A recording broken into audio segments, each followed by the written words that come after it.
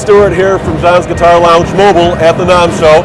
Thanks so much for being here, and I'm sitting here today with an amazing guitar player who you have seen on my channel several times from last year's NAMM Show, Terence Hansen.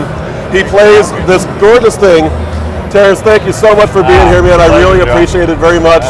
Thank you so much for coming and talking with us. And so many people want to hear about this amazing guitar that you designed and conceptualized, from what I understand, right?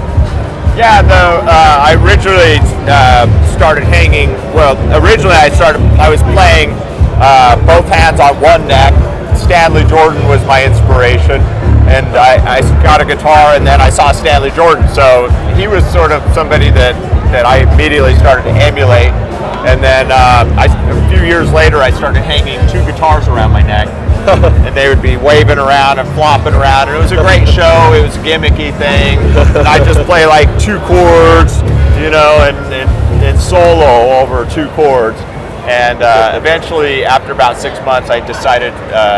Actually, I saw Stanley Jordan play in the tent at NAMM. Oh, cool. This was in '96, and I was playing two guitars hanging around my neck in a booth over here for Abelax Guitars. Oh, wow. And I was attracting big crowds, and I had hair down to my butt, and glasses, sunglasses. And I remember thinking, yeah, I'm pretty cool, you know. And then I went and saw Stanley Jordan in the tent outside. And every guitar player in the place was out there.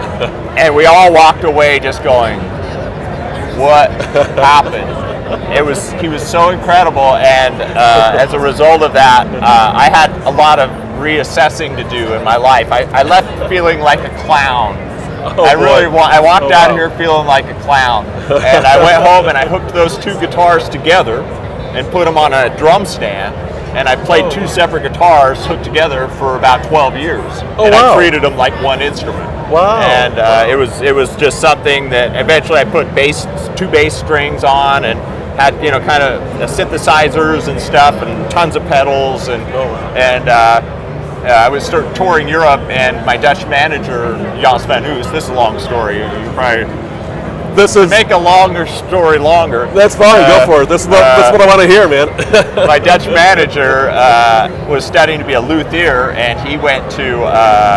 He took this. It was his idea to make a cross-neck acoustic. I'd balanced two of his acoustic guitars and played some recordings balancing two guitars. So he had the idea to go to the luthier and see if we could do something like this. So it was a three-way collaboration between Jos van Oos, myself, and Richard Guitarist, who is the guy that made it all happen, a Dutch luthier. And I played that guitar for almost 14 years and wore it into the ground. And it was the only one in the world. So I'd watch it, I'd check it through the baggage and say goodbye and say a little prayer. So I needed another guitar that was going to be more roadworthy. And so I approached KLOS Guitars and asked them to reverse engineer my acoustic cross-neck guitar. So, So that's sort of the evolution of how this is going.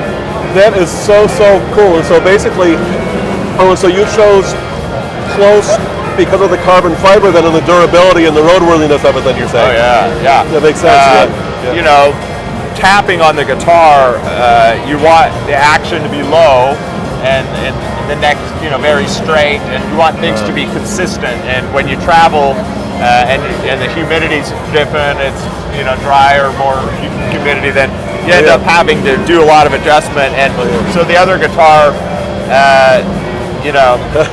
I lost the warranty real quick on that. Put it that way. No, I bet it. I know what you're talking about. Like sometimes, especially like in the summertime or whatever, like I live in Tucson, Arizona, so like driving like half an hour or something. Yeah. Like even driving a half an hour or something, sometimes I got to do adjustments like when I get someplace where I'm going to be playing. Definitely. So this has been a game changer for me. I bet. And it just assembles the guitar, just the neck screw off. Oh, cool. I can put it in the overhead of the airplane. That's awesome.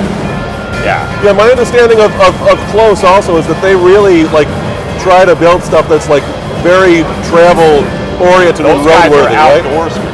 That's why they came up with it. That's awesome. They're just guys that love to play music, and they would always have a guitar or ukulele on a trip with them.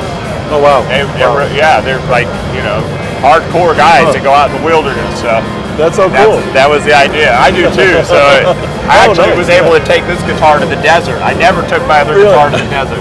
Yeah, I bet. I mean, the dryness alone. I mean, you could snap the top or something like you could get a stick in the wood or something. Worth it. Not No, worth it. holy cow, though. So it's so cool though that you're using it in exactly the same way that the guys at KLOS designed it, and the reason that they designed it. Plus, and not only like using it as a backpacking,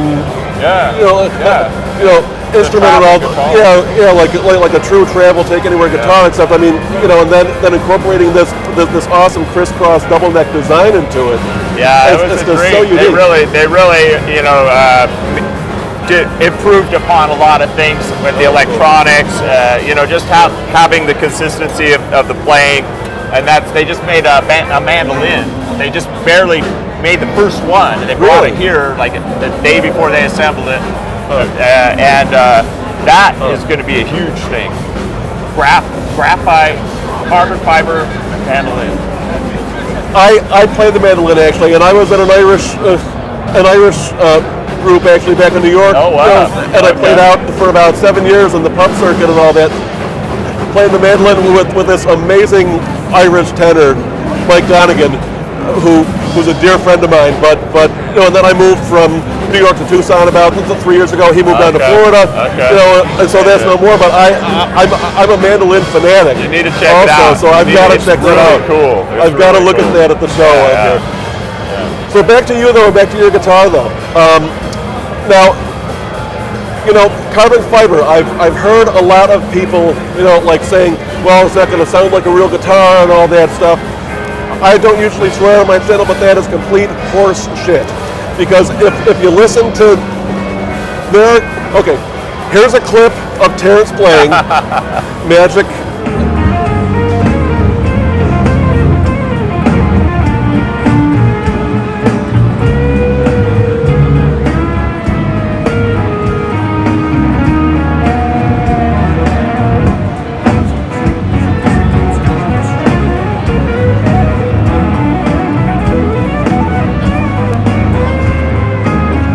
Now, hearing that clip, can you tell that guitar is not made out of wood? And can any of you tell that is not like a primo instrument? Because holy cow. Well, that was my biggest concern.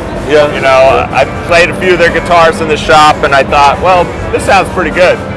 I'll try it. I have nothing to lose, really. And for what I do, it's actually very complimentary. What is interesting is the first thing I noticed when I started tuning it is, usually the tuner, it kind of does this, then it kind of settles, and there's kind of like this warble. With carbon fiber, it was like, oh, really?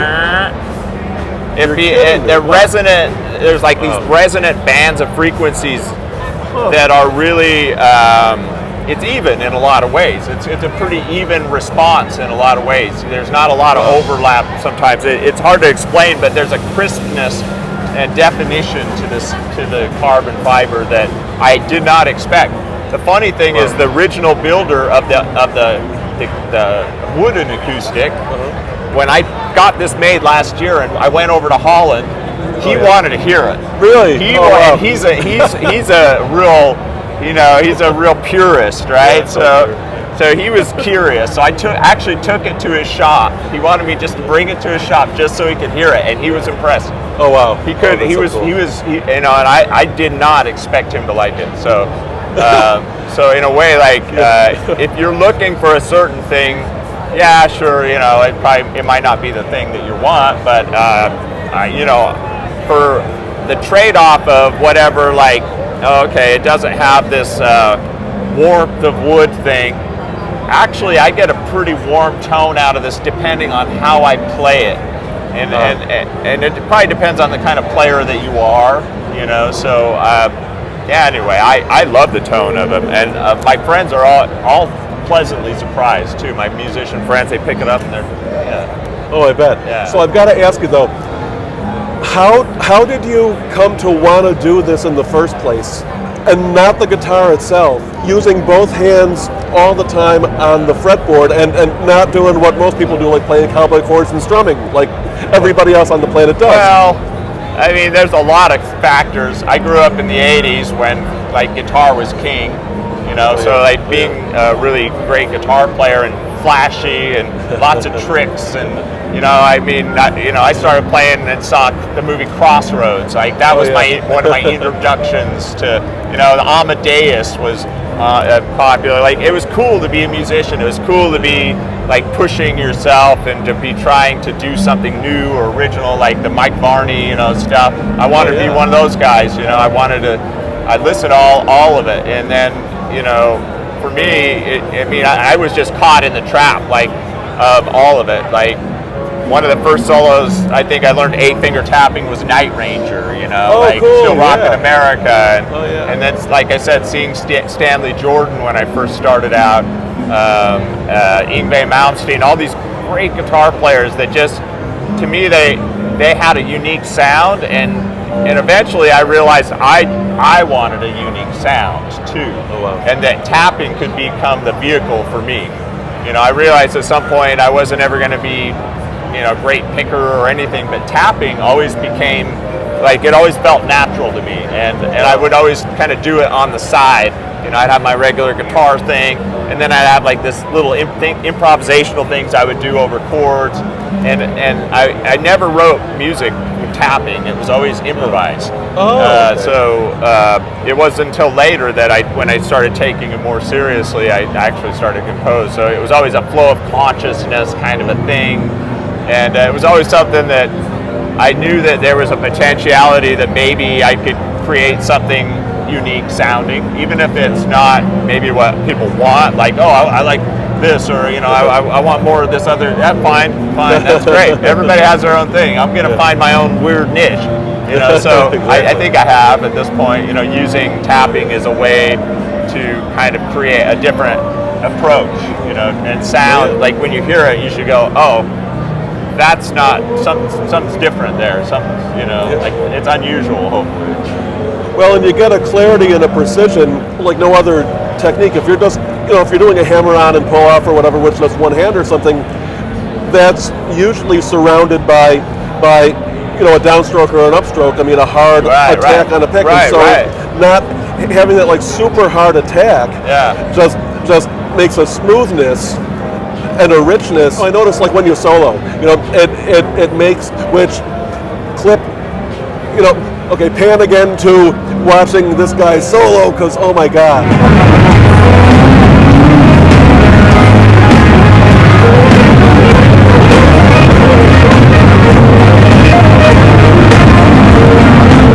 When you solo, it's you know, you're doing such smooth lines, and you're playing with such speed. I mean, like, you know, think of, say, Satriani, think of Eddie Van Halen, think of whoever your favorite like speed player is, you know Jason Richardson, whoever else, you know, it's like he's doing it all with this hand while he's playing the rhythm down here with this hand, and it blows my mind. How do you do that? Like keep this hand so separate from this in your mind and do two different things that work together. On a good day, that's the truth.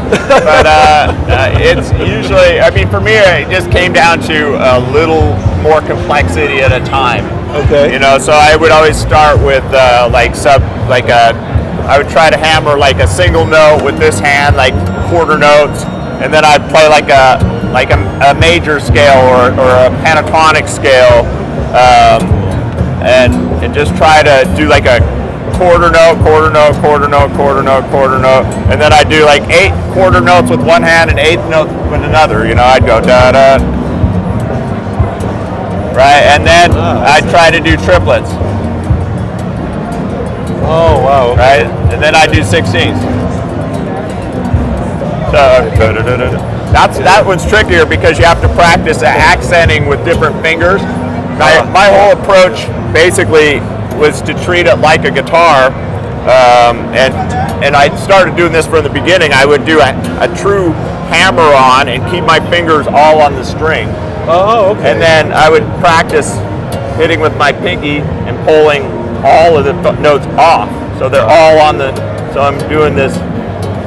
wow. Oh, wow. Most people don't even want to play with one pinky, let alone both their pinkies. I mean, it's amazing. Well, it's an interesting thing I found about the physiology of the hand, and I realized why a lot of guys like just doing these three fingers, right? Yeah. But there's interesting, you know, when you pull the pinky in, you get the strength of this whole side of your hand. That is, I think a lot of people are kind of wasting it. So if I want to grab a note and pull up on it, you know, it's sort of I swoop in and grab it. But to me, like, I don't know, like, I think if you use these two fingers, they want to do a lot together, so just kind of let them. Interesting. You know? That's very interesting. I never thought about it like that, even though I'm always trying to encourage people to play with their pinky more. And there's certain things that, like, my pinky wants to do. Like, if I want to do like a big stretch, my pinky wants to do that. But if I wanted to go like and do like this typical kind of a minor scale, I don't want it doesn't want to do that. I want to do this. You're stretching these two fingers farther. To me, like a lot of stuff, I'm going to use my third, where you would probably, and I don't like have huge hands, but I realize why guys do that, right? Like, because like if I'm hammering on this pattern, if I do this with my pinky, right there, I've got those two fingers that have the same muscle. Oh, okay. They're kind of want to lock up, but this, I'm using a combination of two different sets of muscles, and that's why guys like playing three fingered, right? Because this is the only pinky you need, right? Right, it's it. But for me, like a lot of times, I'll even do like if I do a bend, a whole step. If I hammered that on, instead of using my third and having my pinky hyperextended, I would use because for me it's all different tools. So there's a point of strength. Like for example, like when I start like grabbing the neck and playing, you know, I'm not like playing anything but kind of grippy stuff. You know, maybe sometimes that's the only way to get the most strength out of it. And so, you know, I want to always come from a point of strength, like martial arts, right? Like you always want to come from a point of the most precision and economy and force. And so the fingering, a lot of times, to me, that's the secret. So practicing pull-offs, hammer-offs, and then what I call I just said it, hammer-offs, hammer-ons, hammer-offs. So practice, you could do this, you know, instead of keeping this kind of a motion, you're doing this, and then you can use that to do like unison. If I play the unison, I can do a tremolo effect.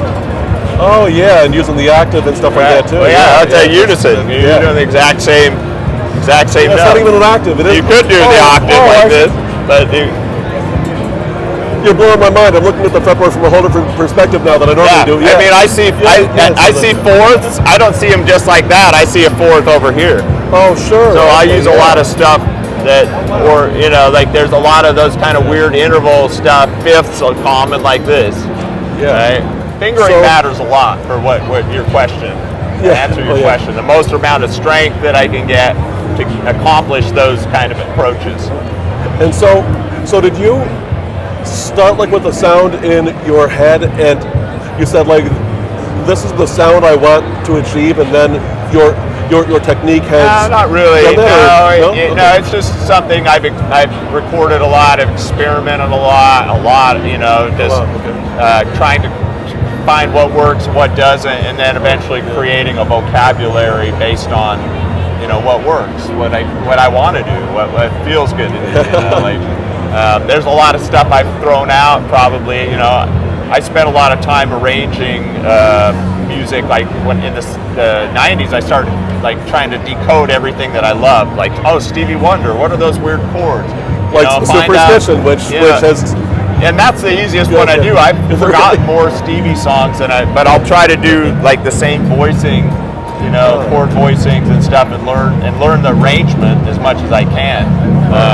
But to me, like the way that I approach it, it's always to a degree, I'm still trying to do the arrangement, but I know that my flavor of how just the technique that I use and the way that I stack the notes up, I've kind of gotten used to that.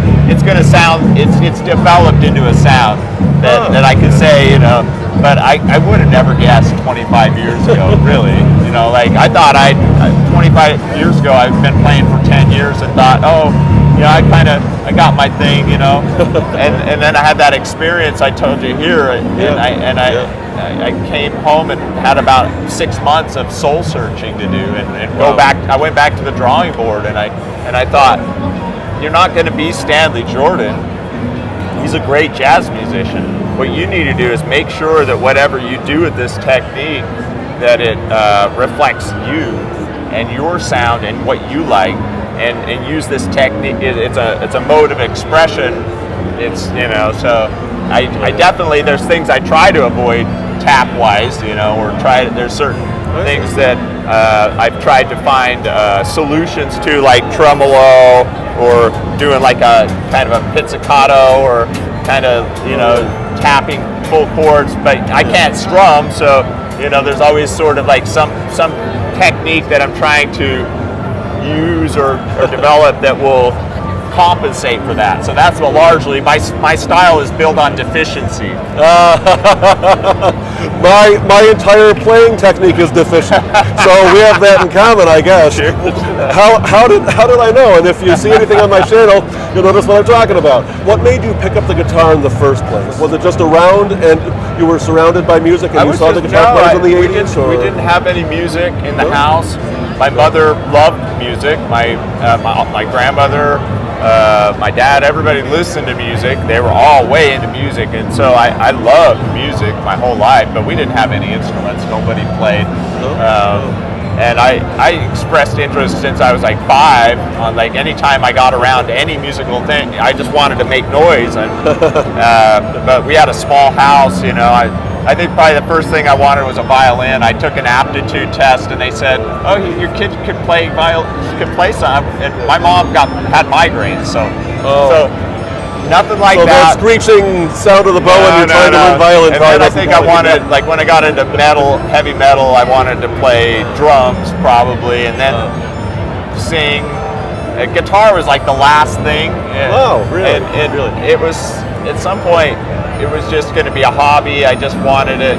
I didn't even really know what music had to offer, and for me, it became therapy. You know, It became my saving grace of, you know, like my childhood traumas and all that stuff. You know, like it gave me something to channel everything into, and I had a band right away, and none of us knew how to play anything.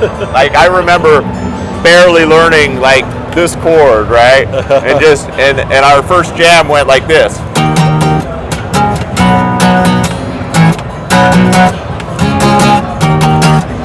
So like the power chord shape. But no timing. and the drummer went ka ka ka ka ka ka ka ka ka. Right, and we did that for like an hour, and that was and it was horrible. That was the very first thing I ever made up. It was horrible, but I can still remember us walking out.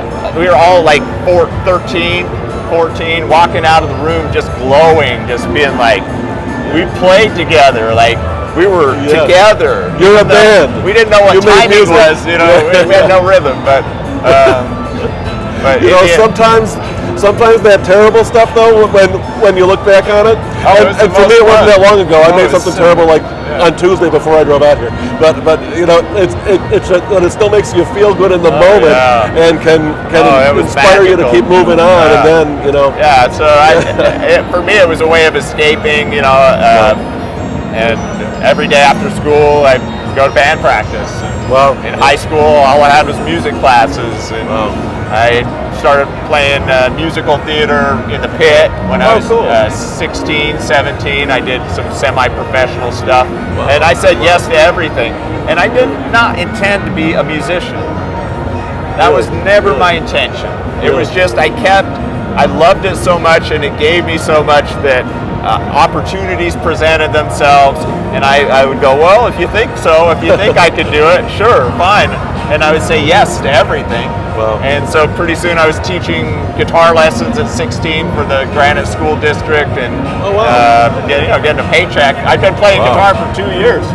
Holy cow. Wow. I didn't know anything. Well, but that's tenacity, right? That is tenacity, and I think it's also the soul and the depth of it all too, because like so many professional musicians who I talk to, they didn't like say, I want to be a rock star.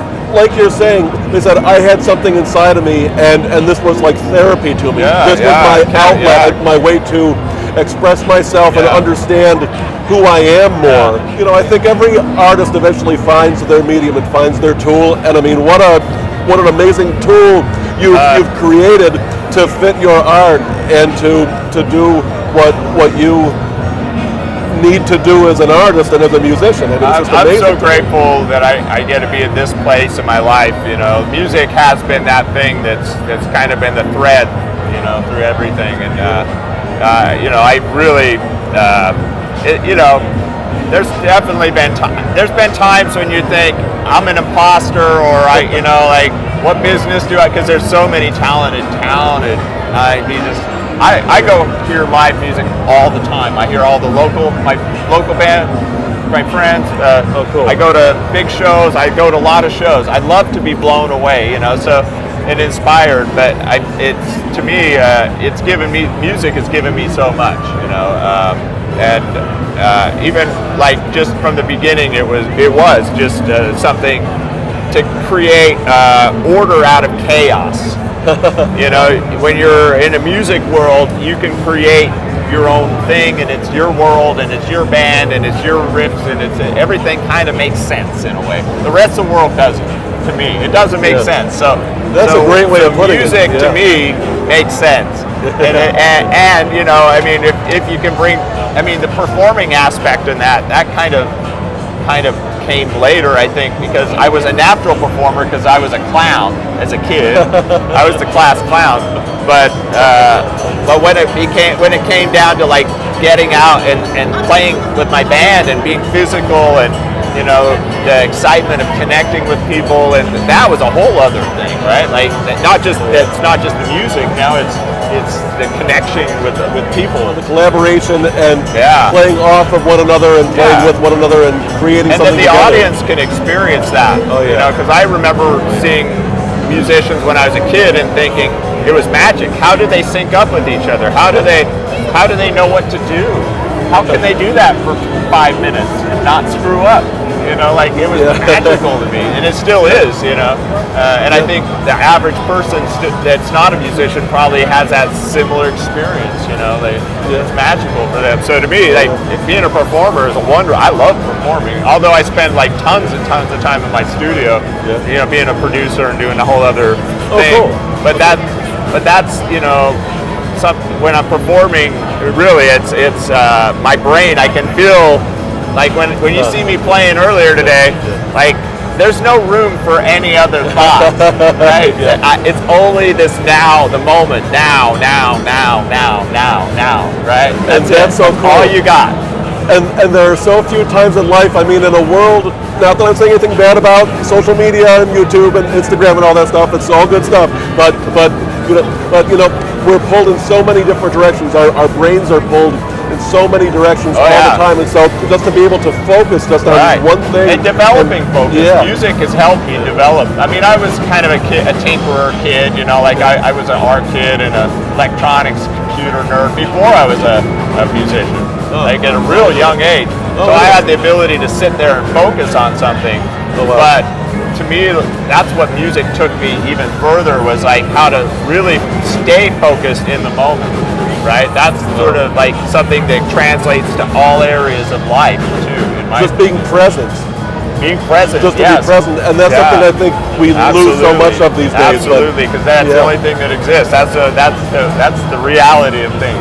Life lessons with Terence Hansen in John's Guitar Lounge. I wasn't expecting something so deep, but I'm glad we got there. I could say it. I mean, I can say, when you ask me about like how the complexity of what I do. I think you know what's interesting is if you develop, like, you get to where you can strum a C chord, right? And it takes everything you have, like, just to get that strumming, and you're drooling out the side of your mouth, and the tongue's all you know, you just and you can't think about anything else. But eventually, you get to where you can strum that C chord, talk to your friend, and you're thinking about your girlfriend now, and you're writing a sad song, and all these other things can come in. So for me, it was always piling on another level of complexity to see if I could shut that off. Right, and obviously, you know, like at some point, even with the most complex stuff, I find you still, if you get comfortable enough with it, some other thoughts going to creep in. So for me, that might be the short answer to this is a way to shut down my brain. You know, so it's meditative in a way. It is. It is. Wow. Yeah. And for me, it's music. You know, is one of those things that you sit down and maybe the first 5 minutes you're playing, you're like, yeah. You know, and then maybe 10 or 20 minutes in, you're starting to get into it. An hour in, your brain is in a whole different place. 2 or 3 hours in, I think you're in a different, you're resonating in a whole different alpha state almost. So your brain is, things are. If you can slow yourself down enough, all the complexity becomes simple. It's not speeding it. You're not speeding up your mind. You're slowing it down in a way. To me, like that's sort of, you know, where breathing and, you know, being aware of your singing. Yeah. Singing is great because it forces you to breathe too. So that was another aspect when I started singing and playing. I realized, I have to breathe before I do that, and then you know, you're not. It's just not chaos breathing or holding your breath, getting tense, all those things. So, and I think that's one of the reasons why it is therapeutic for people, even in the simplest things. You know, you practice strumming and breathing, you know, moving your body in a way, everything kind of synchronizes. You know, that's interesting. And you know, it's drumming in rhythm and breathing in rhythm, and you know, it's starting a phrase. You know, you take a breath. And then start the phrase and all that. That being said, one of the things that'll screw me up the most is if I say I miss a breath. Oh, really? Like say I've got to blow my nose or something, or there's something that, like, you know, I got to cough or something. If I miss that breath, the whole thing is kind of a house of cards. So for me, it is the breathing. And I think, you know, when you're really, anybody that's in the zone, they're breathing. Yeah, they've got it. So you're not just putting your whole technical self into it, you're really putting your whole self into it. The breath and everything. Your entire being is coming through the music. This is a recipe for disaster, if I know. I literally have to. And that's you know, this is my job. This is what I do. You know, I play a lot of hotel stuff and a lot of corporate stuff, and I'll just be like the background guy a lot of times. And it doesn't matter if I feel like it or not, right? Yeah. I mean, I have to kind of have a protocol of how, you know, I'm going to set things up, do things, and go. You're going there. That's where you're going. Because if I don't put my full self into it, it doesn't work at all. Yeah. And inside of myself, that is the thing. Like, it's like if I'm playing. And I miss one note or something, and I've got to keep going. I've got to stay focused, even if there's something that wants to say, you really blew it, man. You know, like, no, you got to. We all musicians feel that way sometimes too. You know, you miss a note, or you miss you mess up a riff or a lick or something. You know, it's something you might have played 1,000 times before at home, and then you're live and it just doesn't work or whatever. You can't just say, hold on, everybody, I've got to start this over. A musician has to just keep playing through it. And that's one of the hardest things, especially for younger musicians who are starting to get out there, I think. Just to learn to play through stuff, and the show must go on. And that's it. I mean, you know, if you have jet lag and your equipment isn't playing great and you make some mistake, that's the reality of, like, most people's lives as professional musicians. You know, that it's never going to be perfect circumstances. Like, I feel like way better today than I did yesterday when I got here and got kind of acclimated, you know, and a lot of the stuff I'm playing is new. It's I composed in the last couple of weeks, and I thought, I got to be really showy and cut through the din, and now I'm up there going, why did I do this to myself?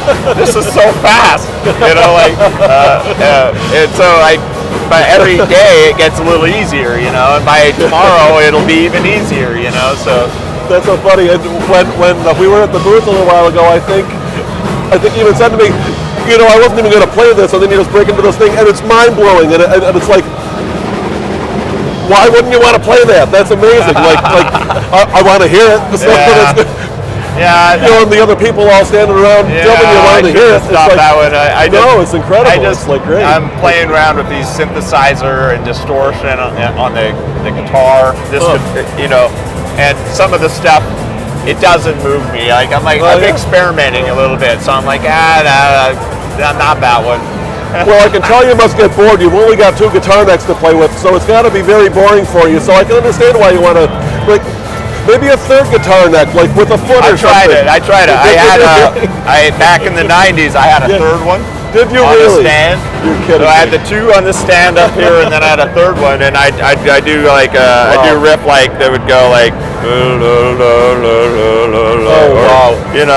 I'd have to be.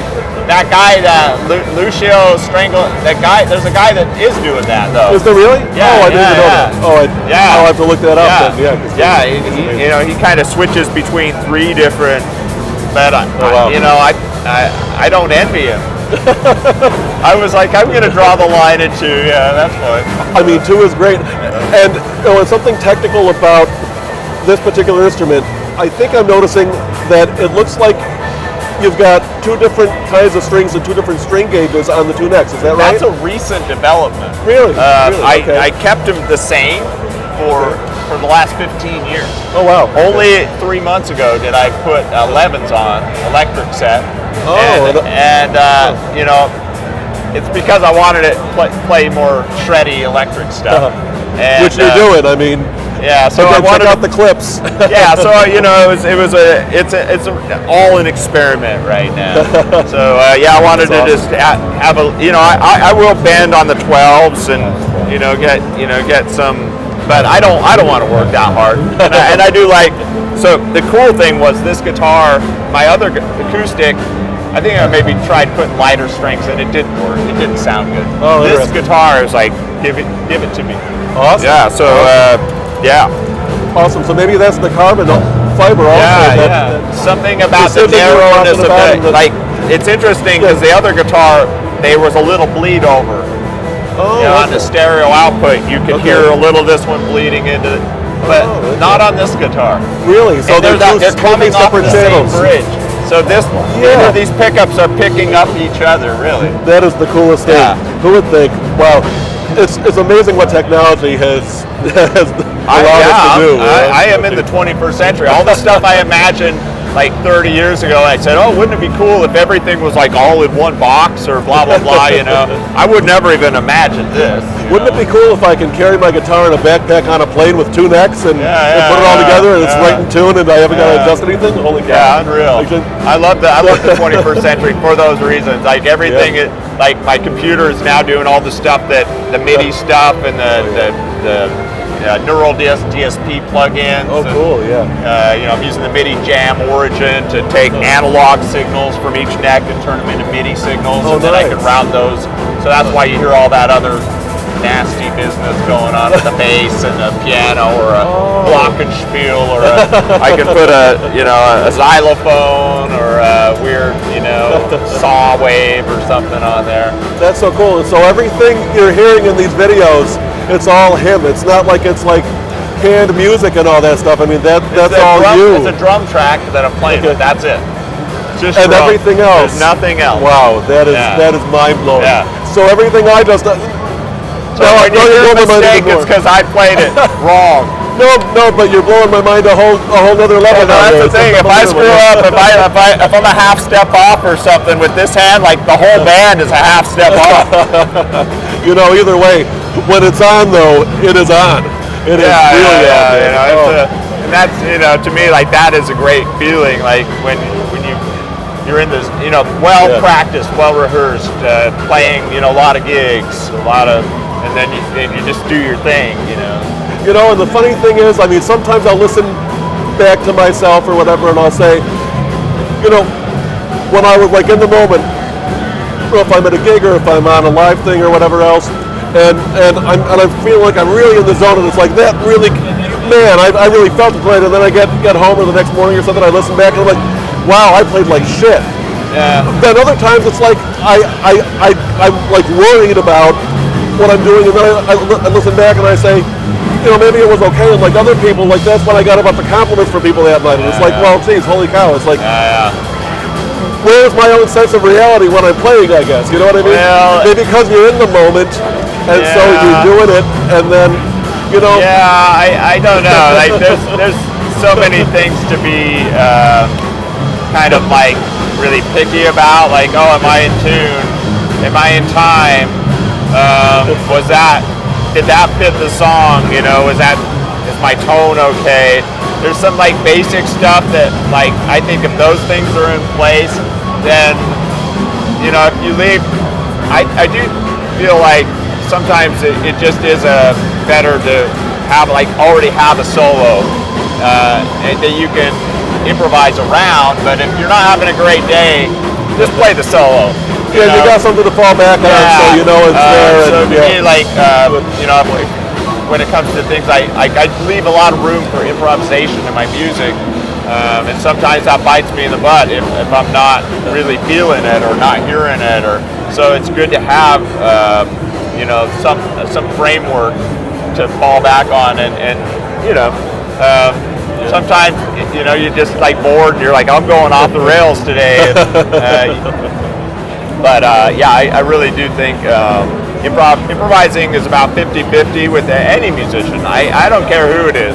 Like, most of the time you're like, yeah, you could say that was improvised, but it's pretty much, that's the riffs you would, you know, like that's how you would do it most of the time anyway. And then there's moments when there's like magical stuff, like where did that come from? And then there's, you know, just the written solo that's just, like, that's good. That's always gonna. So when I was younger, I was much more of a fan of trying to be an improviser. I think maybe partly out of laziness and other part out of exploring. You know, because sometimes when you throw yourself into chaos and you don't really know what's happening, happy accidents happen, right? Like so. A lot of times that's how I've discovered or made up ideas, and I don't like. Sometimes I don't really want there to be too much of a framework or too much theory or anything. You know, I want to. So one of the interesting things that I always did, and I still kind of do it now, is first thing when I pick up the guitar, I just land my fingers somewhere and start playing random things, and eventually, like 2 seconds later, I'm playing something that is a variation on something I may have played, or maybe some kind of new and cool. But it's very unconscious. You know, it's not like, oh, I'm going to sit down and practice now. It's always, what do my hands do? I don't know. You know, here I go. You know, and sometimes I just end up doing a certain thing over and over for a while, and then that becomes a song. So there is so much wisdom in so much of what you have said today, and that's one of the biggies, I think. You don't have to plan out your practice session and say, I'm going to learn this, or I'm going to play this, or whatever else. If you want to, I mean, like you're saying, right? Just experiment and find new things. Connect with the instrument. Like, play something you think is going to sound lousy, like a minor third to an augmented fifth, and then to, you know, augmented sixth or whatever. Like, just put some crazy stuff together. Maybe you'll find something that really sounds good. Yeah, and for me, like, literally, it's not like even that much thinking. It's just like, just literally just put the guitar in your hand and see where it goes. And I'm not even looking. I don't know what notes. I don't know what key. I don't know anything. I'm just like listening. I'm in that state of listening and kind of feeling it. And that's a good thing for me, just because it gets me in the zone. And then eventually I'll run through maybe some things that I know I need to practice. But that kind of gets me in the zone. You know, the hardest thing sometimes for me is just to sit down and, okay, go.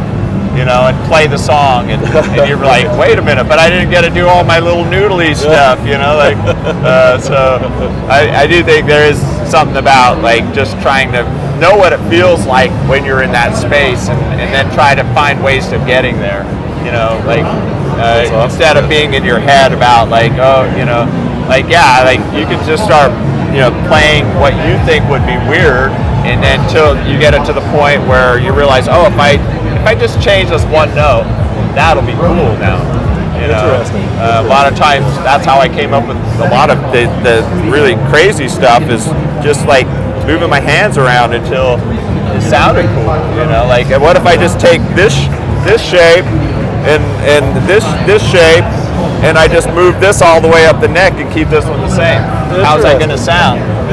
Maybe I don't even permutate the position. I just keep it a static position, and there's going to be some really ugly notes in there, but I can always find a way to make them interesting. I don't ever have a shortage of ideas, which is so cool, and you obviously put them into practice. I mean, this is just amazing. So Terence, you've been so generous with your time. I don't want to take up the whole rest of your NAMM show, but I'd love to. I think we could talk for days about this stuff, and I've got questions for days. But maybe I'll save them for next year or something. But thank you so much for being here. Where can people find you online, and where can people hear your music and hear you? YouTube and Facebook and Spotify, all the platforms. And just search my name and you'll find me. So Google Terence Hansen and you'll find him on everything, and you should find him on everything and listen to him on everything. Terence, thank you again so much for being here, man. Right on. Signing off for now from John's Guitar Lounge. Stay tuned for more from the NAMM Show right here. Take care.